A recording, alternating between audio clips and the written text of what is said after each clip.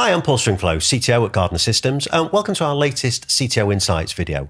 Joining me on this occasion is Grant Caley from NetApp. Hi, Grant. Hi, Paul. Nice to have you with us. Thank you. And so I suppose before we start, you're a CTO yourself, so maybe a little bit of an introduction, who you are and what it is you do. Yeah, so Grant Caley, obviously from NetApp. I've been in the company for over 20 years now, and I do a chief technologist role. So I get to talk about all things NetApp to our customers, to our partners, and really kind of help them understand how NetApp's technology can really help them get better business outcomes with what they're doing.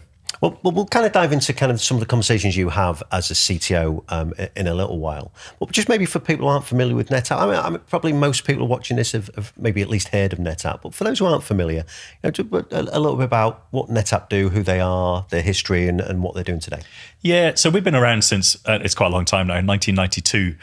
Started off doing data storage, expanded that into multi-protocol unified storage, the first company to do that natively, and then expanded that kind of proposition into the public clouds as well. So not just doing enterprise data storage on premise, we moved into doing it into AWS, Azure, and Google, and in fact the only storage vendor that do that, and have a consistent platform across both. But then we really kind of started to look at what can we help our customers with on top of that? So now we help customers do discovery, classification, compliance, and privacy of their data. We help them look at observability across their infrastructure. And also we bring a range of cost optimization capabilities to both data on-prem and cloud, but also to compute in the cloud, billing in the cloud, and really help customers look at those angles. And actually one of the interesting things that we've done recently is really looking at how we help customers secure their data, particularly because data storage at the end of the day is the last line of defense from all the cyber attacks. So NetApp as a company is much more than just what most people think of us, which is probably filers and NAS storage. We've really expanded out from that over the last decades. Yeah, I can't believe within the first minute we've got to the word filer. But I thought I'd throw it in there just so people, those from the old days, can remember NetApp in that respect. Yeah, those who've been around long enough know what a filer is. Yeah. But what's really interesting, I think, what you've just talked about, and I think it's kind of reflective of the world we live in today. So that sounds like I'm going to go to some big conversation about the world we live in today. But we start that conversation out about storage, and I think traditionally people have looked at storage as, well, how fast is it? What does my RAID array look like? How do I make sure it's resilient and it's always operational? But actually, you talked a lot there about data and the value of data, and that feels like a bit of a shift, doesn't it? In that we're maybe, while things like performance and availability, of course, have still got lots of importance to people as they consider where they're going to put their data. But is that shift that you're seeing, that the conversation maybe is less about that, but more about what you can do with the data and the information that you're placing on that storage?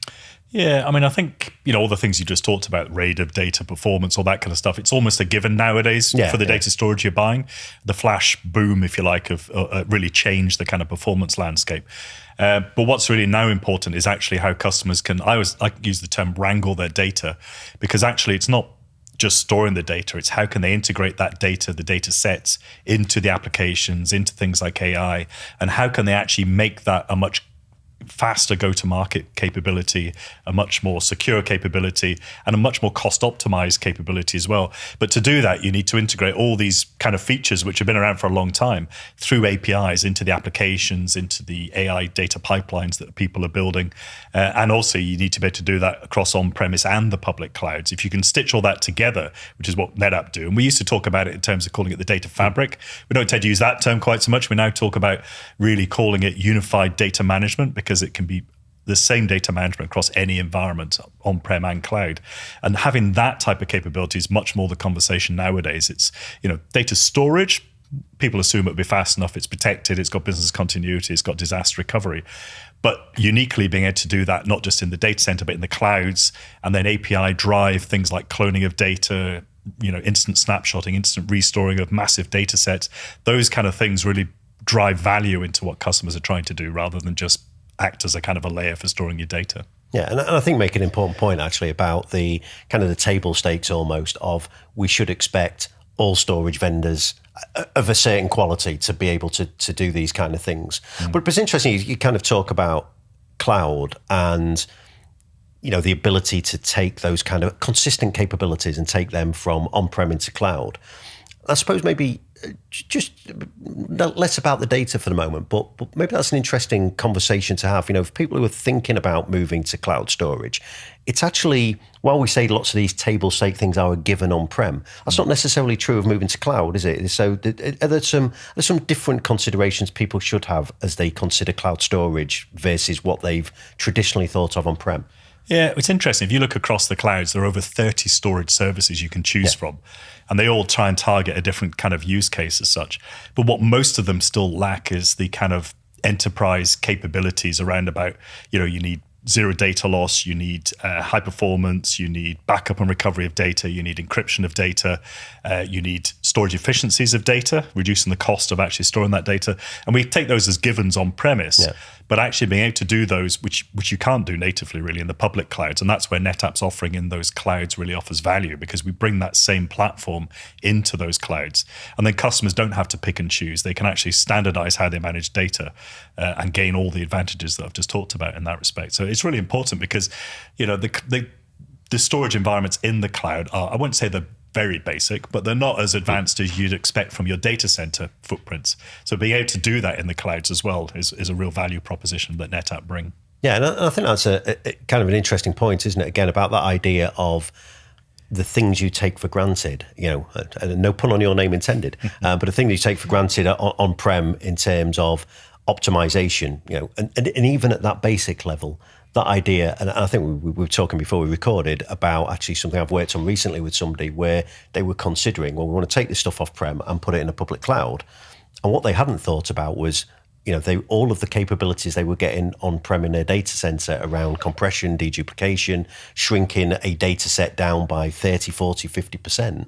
They weren't thinking about the impacts of moving that to the public cloud and kind of that explosion the other way. And I mean, is that something you're seeing people not necessarily getting caught out by, but it's maybe a bit of a surprise when you take it to them? Yeah, because when you buy storage on premise, you're buying it for 3 to 5 years. It's an upfront payment for that data, effectively, for that capacity. But you're right, if you have to rehydrate, let's say you gain 50% efficiencies through the hardware technologies in your data center. If you have to move that workload to the cloud, you have to pay twice as much for that data. And you pay it on an OpEx, a monthly basis. So it becomes really apparent very quickly, the differences between storing that data in the data center and storing it in the public clouds. So it's really important to take the same technology from on-prem to the cloud, which is what we do, but actually even retain that dehydrated data as you move from on-prem to cloud, because even if you have to rehydrate just to get to the cloud, there's time and effort and cost of bandwidth and replication times to do that. So being able to maintain those efficiencies across on-prem and multiple clouds really makes it much more cost effective, but also better for the customer at the end of the day. And I suppose that idea of because there's cost in rehydrating it before you move it. But actually, if you've got that capability in the cloud and on-prem, one of the things that I see people get caught out a lot by is as you pull data out of the cloud, there's the charges that come with that. So I suppose we're saying that actually, if you can make that data that you need to pull out be smaller and more efficient in the way you pull out, you can save costs there as well. Yeah, I mean, IDC did a survey where they looked at, of the workloads customers push to the cloud, how many end up coming back out of the cloud. And it's a really high figure. It's somewhere in the region of about 50% or higher of workloads get put into the cloud. They become too expensive. They get pulled back on premise. And just that movement of data costs you money. So egress, you don't usually pay for pushing data into the cloud, but you definitely pay for pulling it out of the cloud. So that egress cost. And if you could put a data set in that's optimized in the cloud, but pull it out optimized, then you don't have that rehydration. And actually, hydration itself is a problem on premise, because have you got capacity to hydrate before you go to the cloud? Have you got capacity in the cloud to hydrate if you want to bring it back? It's a real challenge for customers to try and get around, and can be expensive at the same time.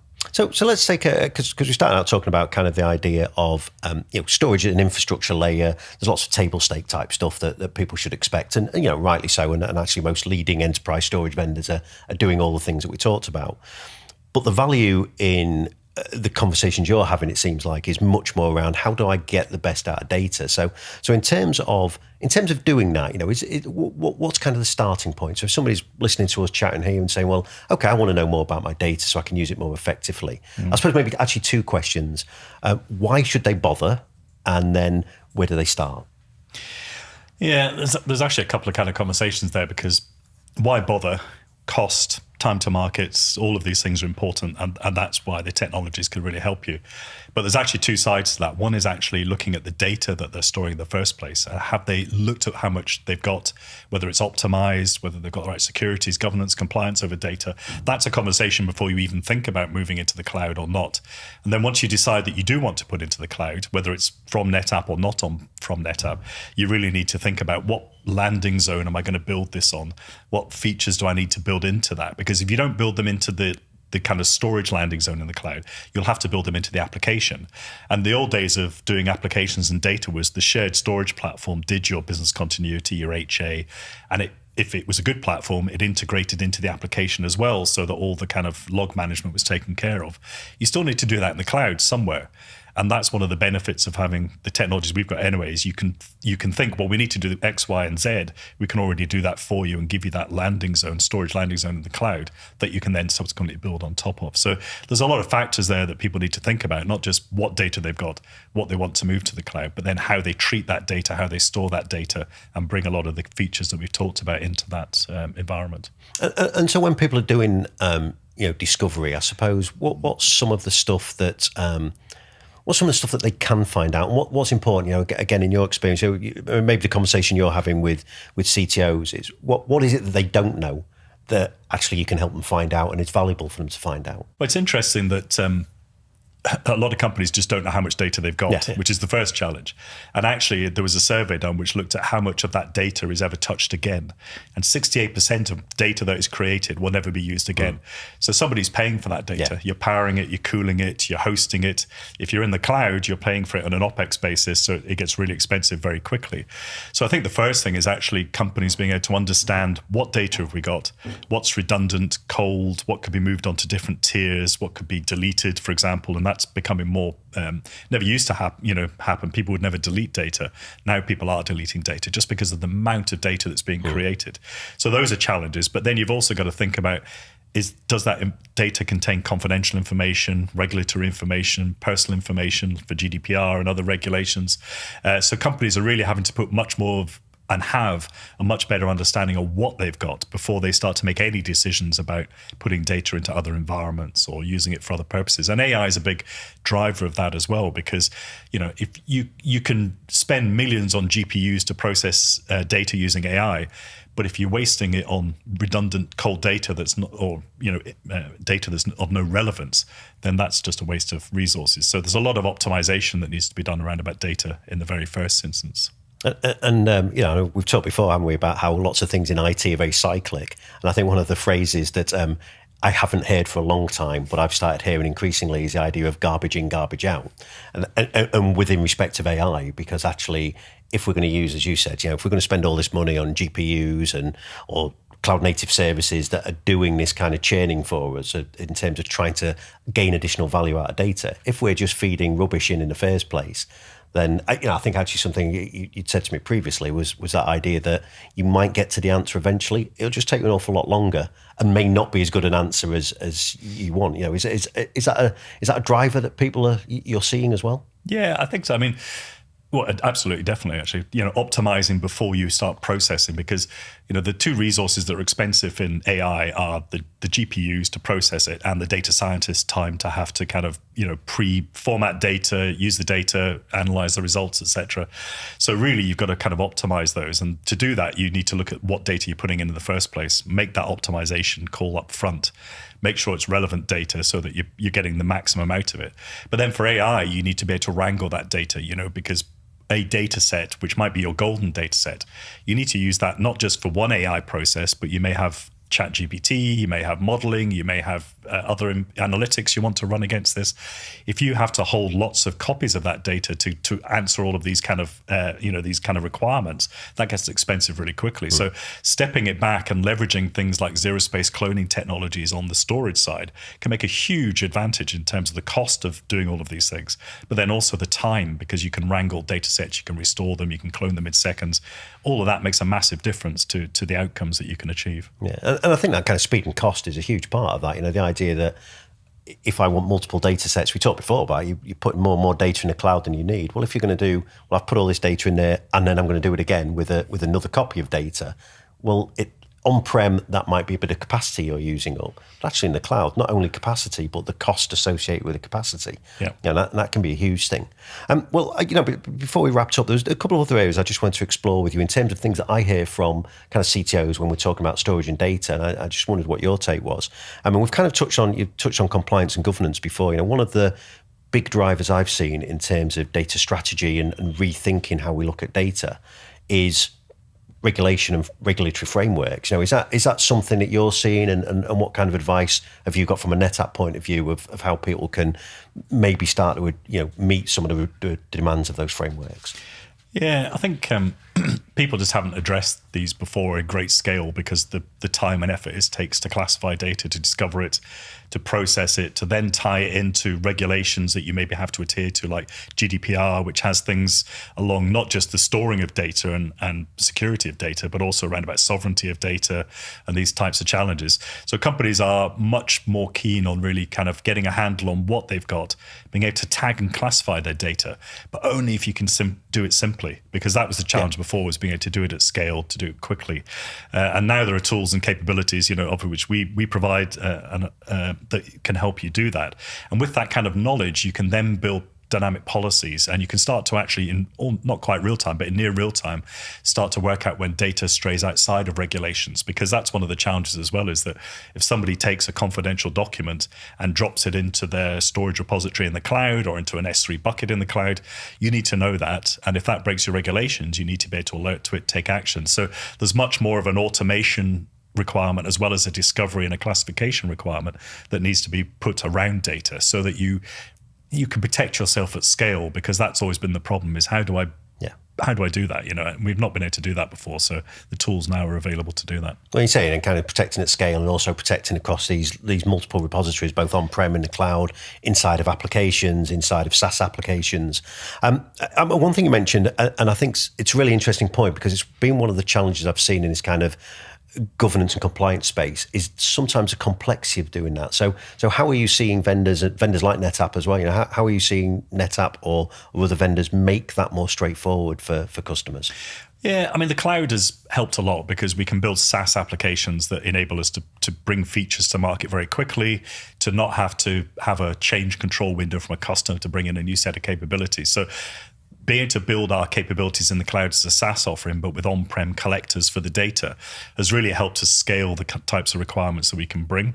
And that's really meant that we can do much more quickly in terms of how we deliver for customers. So that type of environment, that capability that we've got now to use the cloud as well for offering services to customers, has really changed the landscape in terms of how quickly we can get to grips on doing that. And I suppose it takes away from the customer the requirement for them to find the resources, to have the compute and to have the capacity necessarily on-prem. Actually, we can just point to that and use Cloud for what it's really good at: scale, speed, flexible processing. But actually, I mean, even those kind of products which I've just mentioned, we actually do an on-prem dark site version, because there are some customers who will not connect to the internet for the security reasons of their data. So it's important that we are able to do both. The technology we can deploy on premise, but we can also deploy it into the cloud. The cloud gives us more flexibility and scale, but that's not to say that we can't do the same in a dark site kind of environment as well for the secret squirrel type of organizations that have those requirements. Well, and that leads on actually to kind of another point I wanted to just raise with you. And this was something that I've heard you talk about recently that really caught my attention, because I think it was something I wasn't particularly thinking about. We talk, we talk as an organization, as CTOs, we talk a lot about security because it's right up there and it's the right top of the priority list for most organizations. And we look at security at all kinds of layers, at the perimeter, at the endpoints, inside of applications. But actually one place that I think gets forgotten quite a lot is at the storage layer, and actually, ultimately that's the place that people are targeting, because that's where the data lives a lot of the time. So is that something you're seeing, and what are you seeing in terms of capabilities that people might be able to take advantage of at that kind of security layer to add, at the storage layer, to add some additional levels of security around data and information? Yeah, well, you're right. I mean, we've focused on the perimeters, we focus on kind of end user, protection and things, but actually it's the data that they're trying to get to, and that will be on a storage array, whether it's under an application or underneath a file system, whatever that happens to be. Actually, what's becoming more important is that there's a journey, that we need to look at to help secure that data. And I often refer to the NIST framework, which is the American standard, but it's a set of steps and kind of areas that you need to focus on. So you need to identify what data you've got, and that's the classification and that we've talked about. What have we got? Is it personal, confidential? Does it need to be, encrypted? Does it need to be deleted? Whatever. Identifying the data first so that you can then build the environments to protect that data. And from a storage perspective, it's about, can I first detect that my data is being attacked by ransomware attacks? So actually building in ransomware detection into the disk layer so we can detect, ransomware write patterns. That's the first step that we do. But also, being able to build secure environments with multi-admin authentication. It's far too easy for an admin to decide he's had a bad Friday, delete all his data, turn off his backups, all of these things. So actually we offer the capabilities to build in multi-admin authentication, which is unique in the kind of market. And that's about detecting the attacks. But if you detect a ransomware attack on your storage array, you should then trigger an automatic snapshot and make that snapshot not just immutable, but indelible as well, so that nobody can delete it for, say, a month or 2 months. And that gives you a protection point that you can then look to recover to. Because actually it's the recovery of the environment, which is probably more important than absolutely anything, and the speed of recovery. So if you have a petabyte of data, how long would it take you to recover that from a backup? Well, actually on the primary storage system, if it's been snapshotted and protected, can we roll that back in the event of a ransomware attack within seconds or minutes? And that type of capability is essential because that gets you up and running that much faster. But you have to look at all of those. It's not just about one capability. You have to be able to do all of these different things to kind of build, a secure storage platform that is the last line of defense at the end of the day. Yeah, and I think there's something really interesting in that, in terms of, because I think ransomware is such a rapidly evolving space, and these things can happen really quickly. I thought it was really interesting, that kind of idea of being able to spot potential ransomware activity built into the storage, and then being able to do something with that and say, right, well, I think this might be ransomware. I don't know it's ransomware, and I think it's important to kind of point out, actually, from a NetApp point of view, you're not trying to be ransomware protection. You're not trying to stop a ransomware attack, but it's more you're spotting it. So automatically you're kind of orchestrating the idea of, let me take a snapshot, so at least I know if that does turn out to be ransomware, I've got that kind of copied. I mean, that feels like a really valuable capability. Yeah. Yeah, in fact, we came up with the tagline, talking about NetApp being the most secure storage on the planet. It's not a kind of a vague, a random assumption. It's actually building these capabilities into that. And I think if you look 5 years down the line, these types of capabilities will be standard in every storage array. Today, we're the only ones that can do that. But it is about protecting that last line of defense, not only detecting it, triggering that protection, as you mentioned, but then being able to recover, within seconds anyway, that data set if you need to. That's all really important type of things to do. Yeah, and because I think from ransomware, the impact of ransomware is not so much. The impact of ransomware and encrypting all your data so you can no longer get to it. It is a pain. It's actually the real cost and problem comes from trying to get this stuff back. And if we can know that we've got an instantaneous point where damage will be limited because we've spotted the activity really early, that has the potential to be huge. Yeah, all you have to try and recover then is your few seconds of outage of the time of taking the time of detecting the attack, taking the snapshot, which is probably just seconds. But those few seconds, there will be some files that are encrypted. Those are where you go to your backup to recover from. But for everything else, that means you can get back up and running literally, within minutes rather than hours that it would take to identify everything, to work out what you've got. It's really important. So I suppose one final thing to wrap up on. You talk to lots of CTOs, people who are CEOs, I guess. You're talking to the whole C-suite when you're out there talking to customers, and obviously NetApp are a huge storage vendor, doing lots of research in the space, looking at the kind of what's coming next. So, for CTOs who are watching this, thinking, what should I be thinking of? Just that little, what should I be thinking of in the next 12 to 18 months? What are some of the things that you're seeing that will be things that we should be maybe starting to think about now and might become commonplace in the next couple of years? Yeah, it's actually, the interesting thing somebody once said is that the future's already here. It's just very widely distributed. I think it was William Gibson actually who said that. Well, that's a bit highbrow for this. But he did. And actually, it's not that there's going to be a new technology that we're working on that's going to make the difference. It's actually looking at what have we got today and leveraging that for better outcomes. So I think it is security, now and not thinking of it after the fact, but actually building it into the platforms, leveraging it. That there's other areas around about not just tracking security around about the perimeter, the end user and the storage layer, but actually looking at tracking what users are doing within your environment and being able to protect against that. So anomalous user anomaly detection and that type of capability. And then I think also it's really AI is going to be in every single environment. AI is already, we're building it into our technologies to assist people with what they do, but that's under the covers almost in terms of how it's used. But companies are now looking at generative AI. How do they build the data lakes? How do they think about expanding and having those data lakes across on-prem and cloud? How can they standardize data management, secure that data management? So these kind of challenges, a lot of things that customers are thinking about today on the cusp of how do we build these environments, because the capability to do all of those things we can offer today, but most customers are not at that advanced stage of thinking about how they need to use these technologies. So that's a lot of what we tend to and I suppose it's like with a lot of these things, isn't it? It's about how this stuff becomes more commoditized so that people actually can use it day to day. Yeah. So, look, Grant, it's been great. We appreciate your time and thanks for joining us on this CTO Insight chat. Just before we wrap up, if people want to find out a little bit more about NetApp or maybe want to find out more about you and hunt you down somewhere, how can they go about doing that?